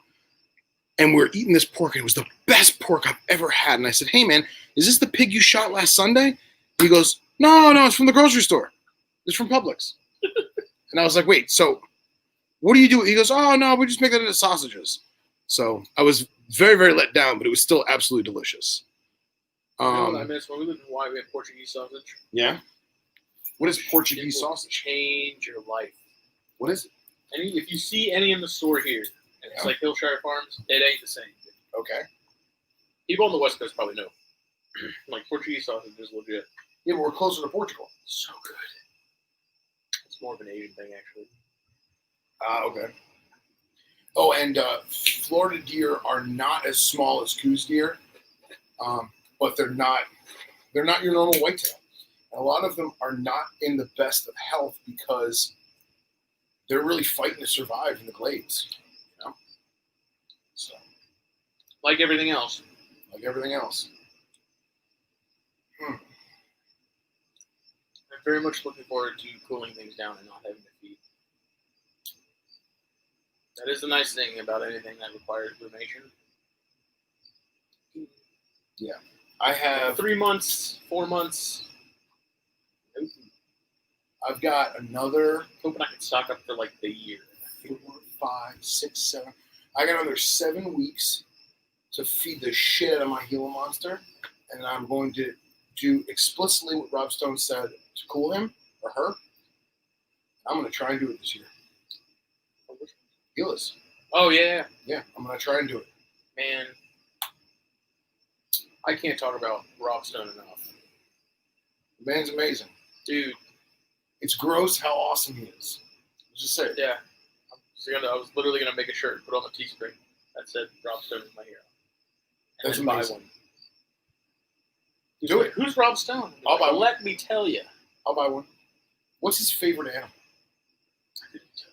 We have to find out what his favorite animal is. He's had so much stuff. Yeah, exactly. So he knows exactly what he likes and what he doesn't. We have to find out what his favorite animal is and get a silhouette of that on the shirt.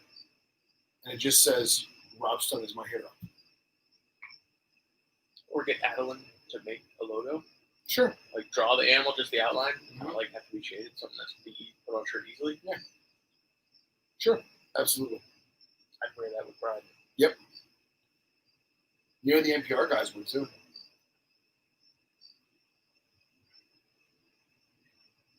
He's the man, dude. I'll never forget. I could talk to him forever. The first time he messaged me was on Facebook, and he sends me a message that says, "I honestly thought we were already Facebook friends. Why hasn't this happened yet?"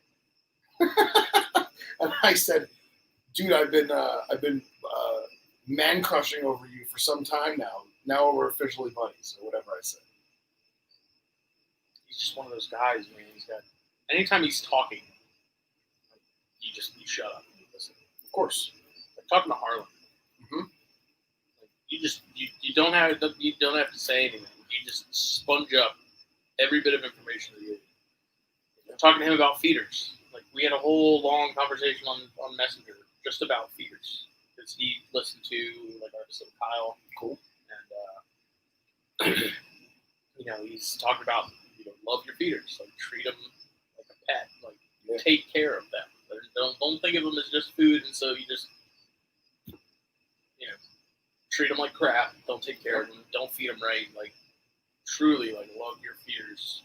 And I think about that every time I'm in there working on those things. Like, just when you want to be like, everything in herpetoculture, whether it's breeding, even if it's just keeping, whether it's your breeding your own feeders, I mean, all this stuff, the details matter. Yeah. You know what I mean, like if you're selling animals, good quality animals start with good quality husbandry, good quality feeders. Mm-hmm. Like the small stuff really does add up. Like I think about that a lot. You know, with the magazine, like the small stuff matters. Yeah. You know, the picture quality matters. Text size matters. Font matters. Like that, all that stuff is what, even on a subconscious level, it really does make a difference. Yeah. I feel that with my collection. I feel that with reading. Like the little things are what really add up and what matter. I feel like if you want to, everyone uses the whole like quality over quantity sort of motto, and No, but you can have quality all that starts and with, quantity, but you're focusing on the quality. You know, the best beef I ever had in my entire life was the Herefordshires that came off of my family's farm. Because, I mean, I can't tell you everything that went into that cow, or that steer, excuse me. Right. But that was the best beef I ever had. well, it's like you ever get eggs, like eggs from the store, Right. and you ever right. have eggs from someone who has chickens Yes, that feeds them like a variety. Like the difference in flavor is amazing. Have you ever had your grandma bring in the eggs and crack them in the frying pan, and there was a half-developed chick in it, and she says, "Oops, looks like we're not eating that one." And you're like, No. you're like 8 years old. Never had that problem. That's how I learned about incubation. That's how I learned about incubation. That was always my biggest fear. It was like one day that would happen, but it never did. Yeah. But it's just stuff like that. Like I've said it a million times at this point, but like the feeders, I'm really enjoying it. I love knowing that I'm in control of what they eat. I know what they're eating. It was also hilarious to watch you try and steal almonds from your mom's cupboard. Yeah, my parents buy like these giant bags of almonds, like just raw almonds. I'm always trying to sneak some. Was that Liza Schlesinger? She said, "Just have a handful of almonds. Just a handful." The chick comedian, blonde, very attractive. She's making fun of people and eating healthy. She's like, just have a little handful of almonds. Just tell Mom, the mice don't eat a lot of almonds, just a handful. You just need to spoil them, man. Because that's the thing too for me. It's like you're breeding these things literally for them to die. Yeah. Give them the best At life least they make can. their time here Yeah. and like spoil them. Yep. Like when we're done with this, I'm probably gonna go find some veggies and stuff in there and smuggle them out into that rat barn. I won't tell if you know. Like I'm feeding some sort of refugee or something. It's like E.T. E.T.'s out in the shed. I gotta go feed him some Reese's Pieces. There's a family of Bosnians hiding in your shed. I'm feeding some deer. I will say this though. I don't know if you want to tell the people about this. Is I was shocked at the fact that Justin's mice are not cannibalistic, do not really, knock on wood, don't fight with each other and maim each other, and they don't pick off offspring either. I think that boils down to just making sure they're well fed too. Yeah. Because I feel like if they are starving, right, they get desperate. They're like, sure, my babies are looking kind of delicious. Yeah, but I've also seen it where, for whatever reason, one of the moms they get on like this murder spree. Goes to the other mom and just murders her Weird. whole litter. Yeah. And I talked to Rob about that too. I was like, when you get some that are like infanticidal, do you just call them? Because I've noticed that previously when my dad was breeding mice years and years and years ago for corn snakes or breed corns. Once they did that, it seemed to be a recurring problem. Like once they had taste for blood. Yeah. They kept doing it. Uh-huh. So I asked, and I think Rob was like, "Yeah, if it seems like like if they do it repeatedly, they just need to be called. Clearly, they're of not sound. And they've gone insane. Yep. Mad cow. Something. I was actually going to ask you too: have you saved any blood pigs? No. Is that too small for the baby Cyania? No. Because I was thinking about that. I was like, man, Justin should probably save some blood pinks I probably should. There's actually for some the, out there. for the cyanea when they hatch. It's hard. Like, for whatever reason, pinkies are very hard to euthanize. Like, you can gas them. Yeah. They don't die. So, It's really weird. I don't know what it is. Like, I don't know if they're just not breathing. is it a time frame thing? Like the older mice, Yeah. done in seconds. Okay. Pinkies, I feel like I'm sitting there for like 20 minutes. And they're not that. And the gas is perpetually pumping in, or do you just give it a quick and then turn it off? I usually leave it on for a couple seconds. Okay. At least to let the trailer fill it. But I don't know. It's really strange. And I'm very weird about that too. Like, I'm not into things suffering. I'm not into things dying slowly. I am into get it quick, get it over with. Yeah. Be respectful. Yep. And I don't know, but yeah, you're probably right. I should get some day olds or something. Yeah. I don't know. I think though my plan with the cyanea out the gate is either just feed Vitatis froglets straight off the bat or send. You're not going to just attempt a blood pink? I can. I just don't know that they'd actually eat it. Like live. Yeah, I mean, I would try and do a live blood pink and just see. It may be different because they're captive bred. Yeah. It may not be a problem. This is my first time breeding poison. So. Right. Yeah, I mean, I imagine if you had But I also have so many Vitatis froglets that it's like, True. Why not? True. But I feel like I would rather attempt straight rodent and not have to worry about transitioning. You know what I mean? Yeah, but I mean, even with chondros, like, if whenever this next clutch comes, I'm not going to waste my time trying to get them to eat straight pinkies off the bat. They're going to get chipped down. Like, I already know that's going to work. Just save myself the frustration. And just get food in them. Yeah.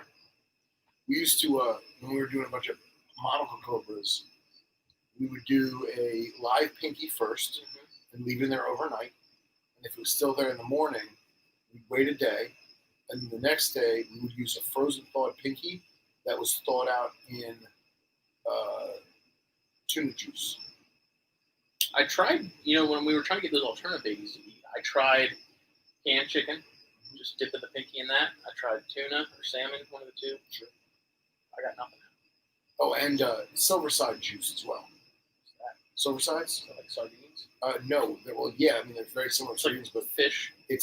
They're frozen fish intended to feed predatory saltwater fish. Mm-hmm. And I do not recommend them for any kind of fish eater. Like, they're super duper high in sodium. They're packed full of friggin' salt. And like, my roommate unknowingly killed some garters because he was only feeding them silversides because that's all we get at the time, and they just died from sodium. But we would basically break off a piece because it's in like a big frozen sheet. Break off a piece, put it in a deli cup of warm water, throw the frozen thawed pinky in there, let it thaw out in that fish juice, and do that, and the monocles would slurp that stuff down. But again, we always tried a live pinky first, and just, if it worked, it worked. Actually, I want to see, is Jeff still on here? I have no idea. Jeff, if you're still listening, I want to know if you fed the baby Doomerals yet, and how that went, and what you did to get them going, if they are even going yet. So.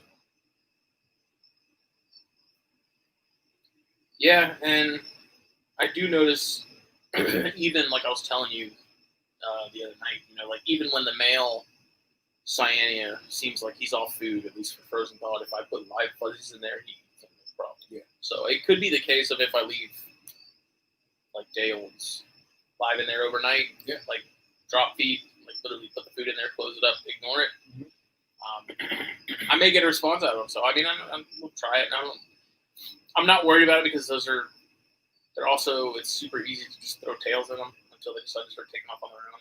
Yeah. I'm really interested to see if froglets do work. And that's, we've talked about like alternative feeders in the past, and Like I have the turkey kiss geckos, which I'm hoping start cranking out some eggs and stuff, because I think that's another good option. Like alternative feeders, if you could find ones that are easy to keep, they reproduce a ton, like Patatas do. Like to me, that's like if you're looking for feeder frogs, like they're ideal. Like those Glucomelus, like those Patatas are constantly producing year round. They're producing, and you have like an endless supply. You have these squirrel tree frogs everywhere. Those two, dude. I would totally have. I hate to say it like this, but I would totally freeze a squirrel tree frog and either do the milkshake technique, or just use the frozen frog as a bullion cube, for lack of a better word. Yeah. And do that. That's what I had to do with the alternative. I had that fence lizard. Yeah. I just had a frozen fence lizard. I'd have to partially thaw it out every feeding and just rub the pig all over it, but it worked. Yeah. But I feel like if you have a clean alternative feeder source like the Patatas, I don't have to worry about worms. I don't have to worry about any of that stuff. Where it gets to the point where I have so many and no one's willing to buy them because they're not hard to find, they're not expensive. Right. Then that's like an ideal option. It is. Yeah. For anything that's a frog eater, turkey kiss geckos, like that's an easy option. They reproduce a lot. They're not hard to keep. And they're pretty geckos. They're fun. So, I don't know. I'm going to be interested to see sort of how the trials go with that. But. How are you going to set up the baby Sania when you get them? They're just going to be in those 6-quart shoe boxes with a hide, and I'll probably get some fake plants just to cover, like, give them some foliage. They can't get out? Oh, I'm sure they could. Like, they'll have the wedges in there. Okay. But they also, I've noticed they're not really pushers. They're not like rat snakes where they're going to look for that weak spot. So, I don't know. Hopefully all of them hatch. I don't see a reason why they wouldn't. They all look pretty good. Yeah, but it's going to be fun. I like the challenge of it. Yeah. Thanks, Dan. Dan likes my shirt and my feet. Nice. Look at these bad boys. Yeah.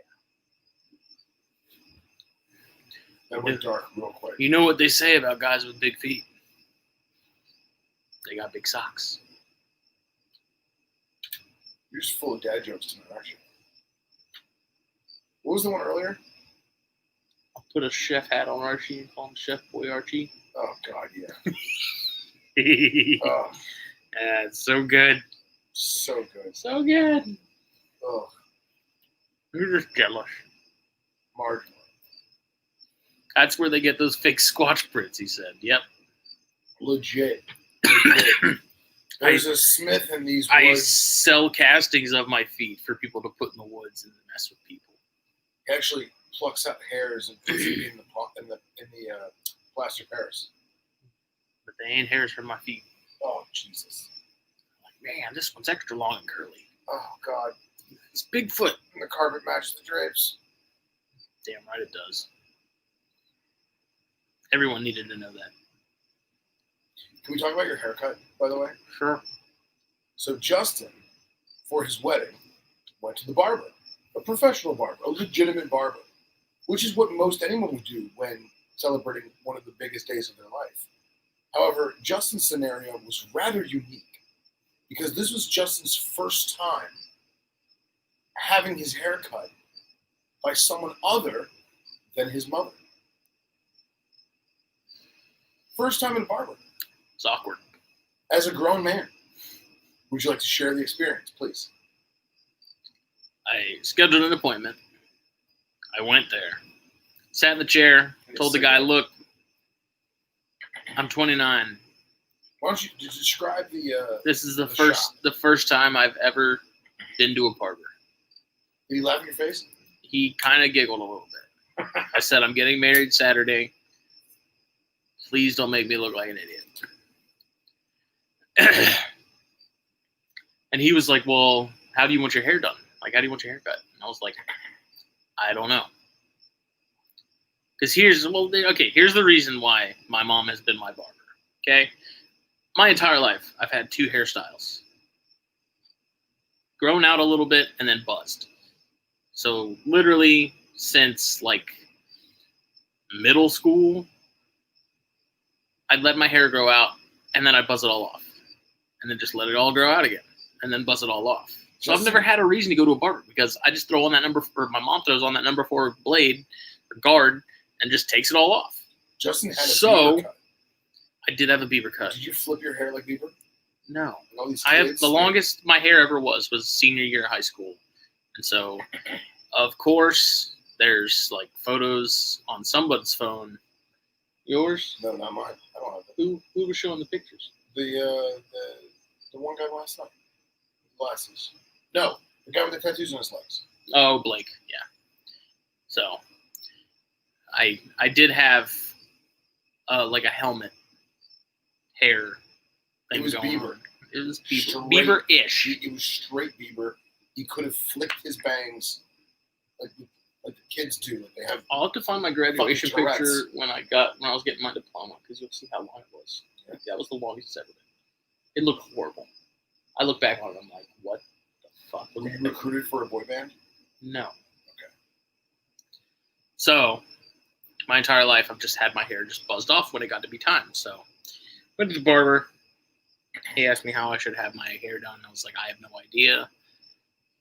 Honestly, this is kind of like the length it's at now is kind of awkward. So I was like, I felt bad because I didn't really give him a whole lot to work with. Like it was too short for him to really do much with, but it was too long for him to like. Style. Yeah, and so it was weird, but he did a good job. I'm happy with it. I'll definitely go back. It was pleasant. Talk about how he massaged your face. He did massage my face. Elaborate. So I was just sitting there. He was behind me. And I'm just Did like, you hear like cello, like Jaws? Nope. This is probably a normal thing. I don't know. It's my first time at the barber. But he got some beard oil, and I had no idea he was coming in. But he came up behind me and just rubbed it all up in here. Did it smell like chlorine? It did not. It actually smelled really pleasant. But I want to say, I think it was just, it made it easier to cut. Oh, okay. Like, I don't know. Yeah, but you have But- very, very straight hair. You have straight hair on the top. You have My straight head, but my beard is, it gets a little crazy under here. yeah, but like you compare it to like mine. My beard is super kinky. Yeah, there's a joke in there. Where's Carly Jones when you need her? I don't know, but the guy laughed. I mean, he's older. He's like the patriarch of the family that owns that barbershop. Mhm. He's like, how do you want your hair done? I was like, dude, I don't know. Do what, like, you're the professional. I trust you. Hopefully. Well, whatever you did for your rehearsal dinner, you look dapper as fuck. I just put some pomade in it. Yeah? Dapper Dan. Dapper Dan. Which I left at the house, so tomorrow I'm probably going to run the Walgreens and get some. Mm.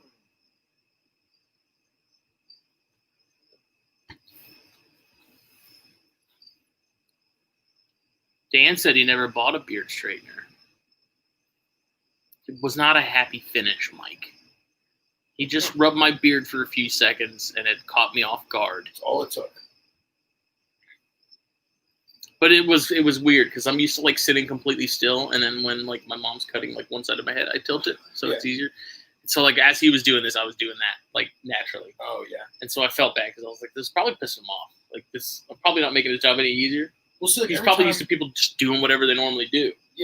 Well, as I said, normally if I'm getting a haircut, I've had male barbers, I've had female barbers, and normally they'll just kind of like push a little, you know, and then you kind of lean, however, or they may say, hey, lean forward or lean back or whatever.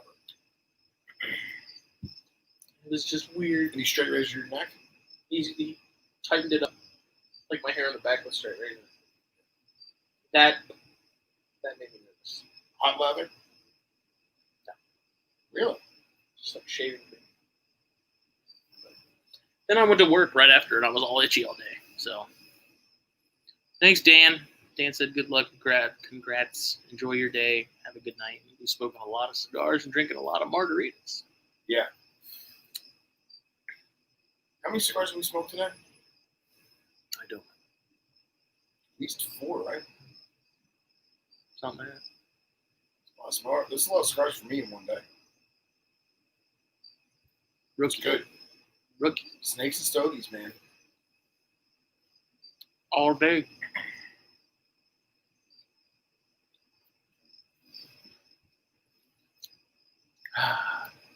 This is like the time of year where you just put a sleeping bag out.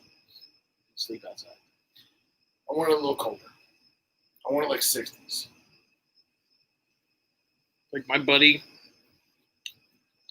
her mom has this awesome screen in porch in the back, and I'm like, dude, dead winter. I'd totally be out here with like a super heavy ass blanket and just pass out. Absolutely. No. Absolutely. No one told me you two were on, Hen Dog said. Well, spur of the moment, it was kind of an impromptu sort of deal. How's Mango?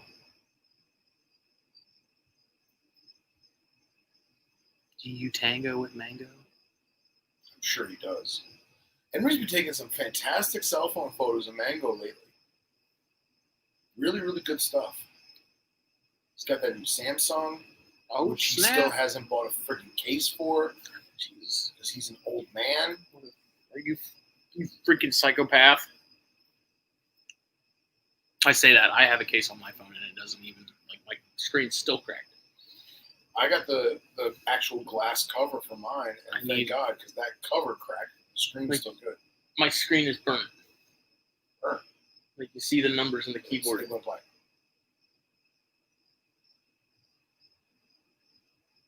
Oh my God, it did. Look at that. I need a new phone. That Chondro has numbers going down. I'm so used to it. It drives Katie crazy, but I'm so used to it at this point. Like, it's really bad when you have, like, a white screen. Oh, really? Yeah. Oh my God, look, I can see it from here now. Yeah. Jeez. Yep. It's time for a new. Yeah, the little plug hole for the cord on my phone is I don't know if it's bent or warped or whatever, but now I have to like position the cord at an angle so that it actually charges. Because if I just plug it straight in, it won't charge. It's very funny. Oh, he said Mango is great. Thank you. And he has a case. Oh, good. Excellent. Finally. Excellent. Good. Oh. Good. It's probably like from the dollar store. No. Knowing Henry, it was probably imported from some faraway land. It's made of the finest craftsmanship. Not that OtterBox. Right? I don't know. Maybe when we come back from the honeymoon, I'll investigate getting a new phone because mine won't be an iPhone. I'm a Samsung guy through and through. Samsung Galaxies. I'm sorry. I'm an Android dude. Android for phones, Apple for computers. iPhone. Yeah, but see, if you had an iPhone, it would sync up to your Apple computer, and you'd be able to share everything easily. I really don't want that. You say that now until you do it, and then you're like, wow, what have I been missing all my life? Henry said he also has a springtail explosion. Good for him. And Chris said he's back, bitches. Back britches.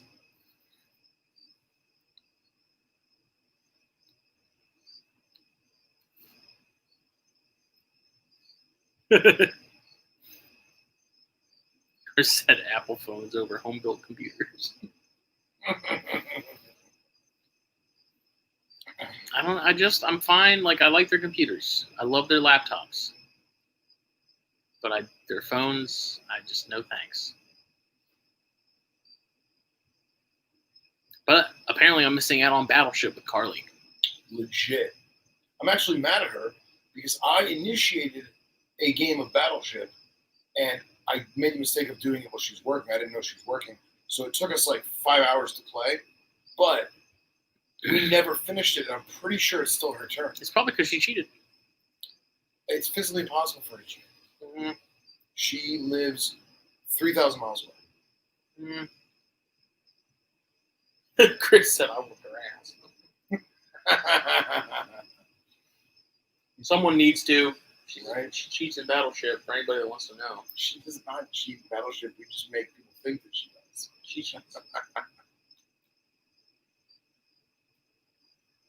I'll tell you what, though.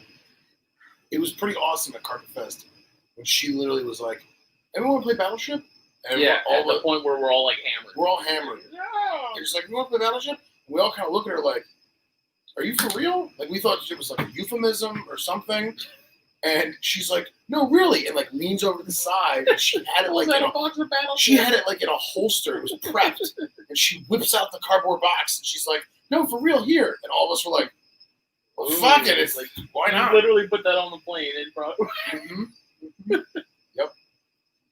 Yep. She brought it to the donut.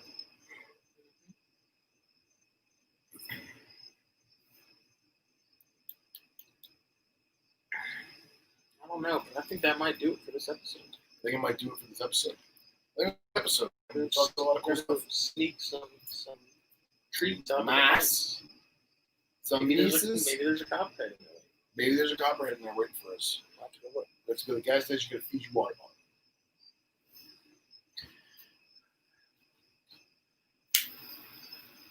Yeah, Chris. We'll see you later, man. Thank you to Everybody. everyone. Have a great evening. It's my last episode as a single male. Thank you, Henry. We will see y'all later. Good night.